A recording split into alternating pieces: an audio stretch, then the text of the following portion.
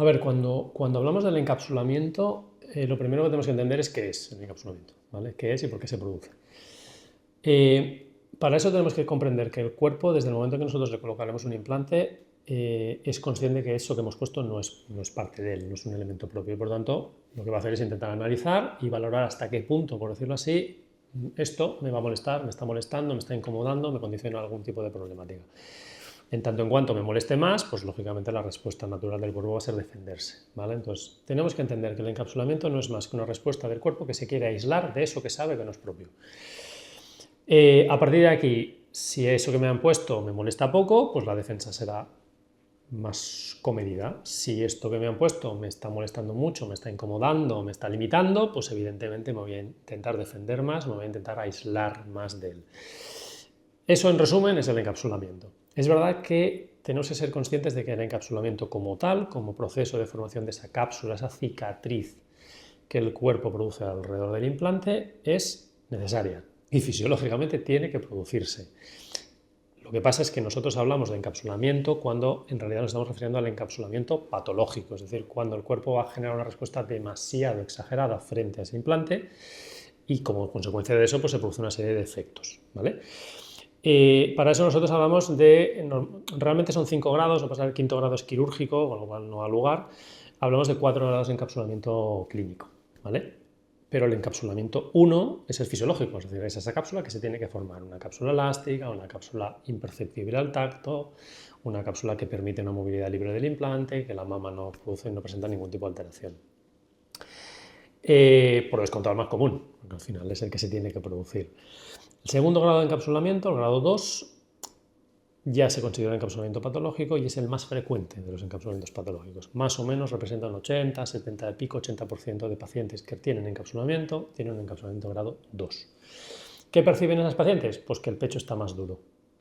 Normalmente uno de ellos es el que llama la atención, ostras, tengo el pecho más duro que el contrario, o esta mama hace 3-4 meses es una mama que tiene una textura normal y de repente la estoy notando más dura, o bien en algún caso es algo simétrico, las dos mamas están poniéndose más duras. Pero ni se altera la movilidad, ni se altera la estética, ni existe ninguna molestia que no sea simplemente esa sensación de que el pecho es un poquito más duro. Estamos hablando de encapsulamiento de grado 2.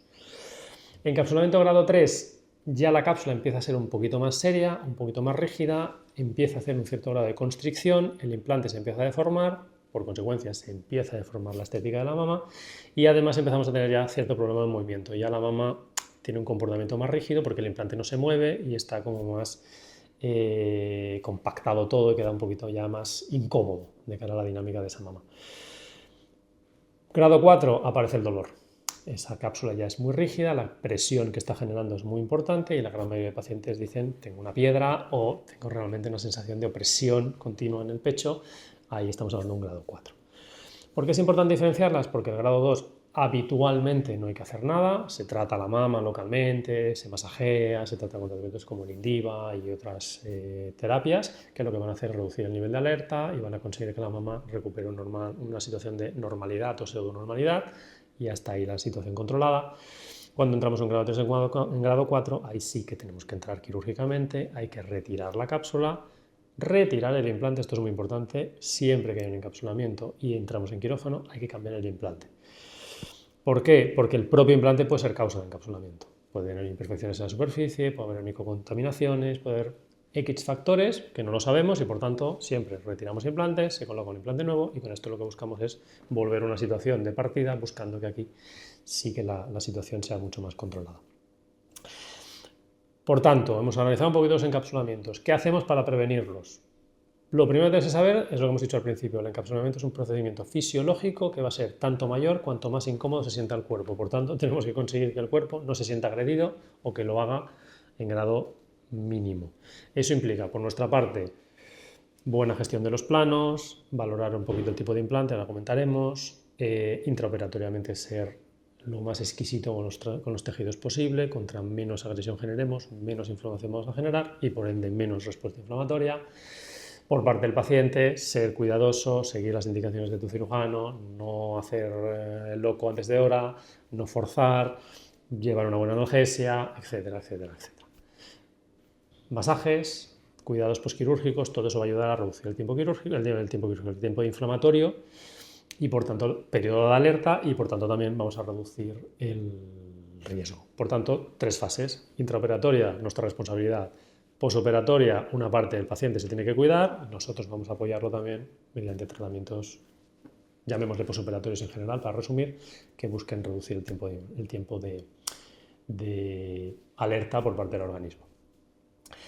Pregunta muy común: ¿por qué los implantes son lisos, microtexturados? ¿Por qué delante del músculo? ¿Por qué detrás del músculo? ¿Eso afecta al encapsulamiento? Sí. Por separar, textura de los implantes. Implantes lisos, implantes microtexturados, se comportan distintos, pero ojo, depende del plano. ¿Por qué? Porque cuando la prótesis está detrás del músculo, el índice de encapsulamiento de por sí es mucho más bajo. Es tan bajo que prácticamente no hay diferencias entre implantes lisos y microtexturizados. Y por tanto, hay cirujanos que utilizamos un tipo de implante, cirujanos que utilizan otro tipo de implante, cuando el implante está completamente detrás del músculo, porque la variable no es el estar detrás o no, sino es tener contacto o no con la glándula. ¿Por qué? La glándula es una estructura noble, el músculo no es que no sea noble, pero es un poquito menos noble y por tanto es más tolerante. Cuando la prótesis está totalmente cubierta por músculo y no hay contacto con la glándula, normalmente el cuerpo es más tolerante con todo y deja un poquito más de margen. Eso hace que realmente podamos jugar un poquito más libremente con los implantes. Yo personalmente pongo implantes lisos sencillamente porque de alguna manera tengo la sensación que el pectoral trabaja mejor porque no se siente agredido cuando se mueve por la presencia de la textura del implante, hasta el momento evidentemente que se forma la cápsula. Cuando ya está la cápsula formada, el implante y el pectoral no contactan, pero hasta ese tiempo, ese trabajo del pectoral encima del implante, considero que es mucho menos molesto cuando el implante es liso y por tanto sí que ahí parece que estamos haciendo un acto preventivo. Lo importante es cuando el implante y la glándula contactan. Ahí sí que los implantes lisos tienen un punto más de encapsulamiento. No es una cosa exagerada, pero suficiente como para plantear que implantes lisos en contacto con glándula, mejor no ponerlos. Yo personalmente, bien planos duales, bien planos subglandulares completos, cosa que hago muy pocos, pero en ese caso sí que utilizo prótesis microtexturizadas. ¿Por qué? La superficie irregular de la membrana de la prótesis hace que los fibroblastos y las diferentes células que conforman la cápsula no se puedan distribuir de forma ordenada y eso reduce su capacidad de retracción ante la alerta y por tanto minimizamos riesgo de encapsulamiento.